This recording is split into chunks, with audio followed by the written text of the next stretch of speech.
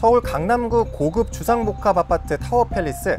최근 한 30대 중국인이 이 아파트 펜트하우스를 89억 원 주고 사들입니다. 우리나라는 규제 때문에 은행 대출받아 집 사기가 어려운데 이 중국인은 외국 은행에서 대출받은 현금으로 집을 산 걸로 알려졌습니다. 바로 논란이 이렇습니다. 중국인의 한국 부동산 투자 그냥 넘어가선 안 된다며 관련 기사에 많은 댓글이 달렸습니다.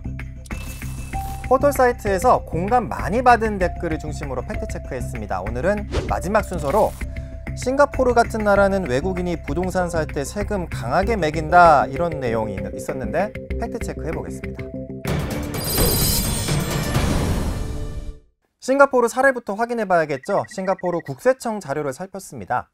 외국인이 주거용 부동산을 매수하면 추가로 취득세를 매기는데 무려 20%였습니다. 이런 나라가 은근히 있었습니다. 홍콩을 보면은 한 20-30% 수준이고요. 캐나다도 주마다 다르긴 하지만 온타리오주 같은 경우에는 투기세 15%를 별도로 매기고 있습니다. 호주나 뉴질랜드 아예 허가제 국가라고 하네요. 외국인은 깐깐한 심사를 통과해야 부동산을 살 자격이 생긴다고 합니다. 다만 이런 나라들의 공통점이 있어요. 외국인들이 공격적으로 투자를 하면은 영토 주권 문제가 불거질 수 있다는 점입니다. 싱가포르, 홍콩, 도시국가죠. 면적이 매우 좁습니다. 외국인들이 부동산 조금만 사들여도 우리 땅 줄어들고 있네? 이런 위기감이 나올 수 있어요. 캐나다나 호주, 뉴질랜드 인구에 비해 땅은 매우 넓죠. 자국민 숫자가 또 워낙 적고요. 그래서 적극적인 이민 정책을 폈었습니다. 반면에 외국인들 부동산 소유가 유독 많습니다. 저희 사실은 팀이 국회 국토교통위 자료를 살펴보니까 뉴질랜드 같은 경우에는요, 국내 거주용 토지 가운데 뉴질랜드 국적자의 보유 비율이 0.6%에 불과했습니다. 내국인과 외국인 간의 세금을 차별해서는 안 된다는 걸 이른바 상호주의 원칙이라고 하는데 지금까지 살펴본 이런 국가들은 특별한 경우라고 할 수 있죠.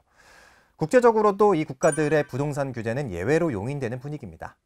이런 국가들을 빼면은요, 외국인에 대해 부동산 세제 차별 규정을 두는 경우는 거의 없습니다. 외국인이 부동산 살 때 다른 나라는 세금 강하게 매긴다는 내용, 사실은 팀은 절반의 사실로 판정합니다.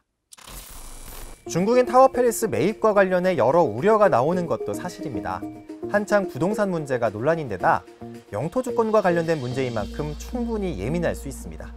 저희 사실은 팀도 올해 초부터 이미 이런 식의 편법 가능성에 대해 문제 제기를 한 적도 있었습니다. 하지만 외국인이 국내 은행이 아니라 자국 은행처럼 해외에서 대출받아 송금해올 경우 우리가 그걸 알 길도 없고 막을 길도 없어서 당연히 규제를 할 수 없습니다. 우리나라에서 보기엔 현금 구입에 해당하기 때문입니다. 자세한 내용은 인터넷에서 SBS 사실은 치시면 확인하실 수 있습니다. 여기서 팩트체크 검증 의뢰도 가능합니다. 요청해주시면 힘 닿는 데까지 팩트체크하겠습니다. 지금까지 팩트체크 사실은 이경원이었습니다.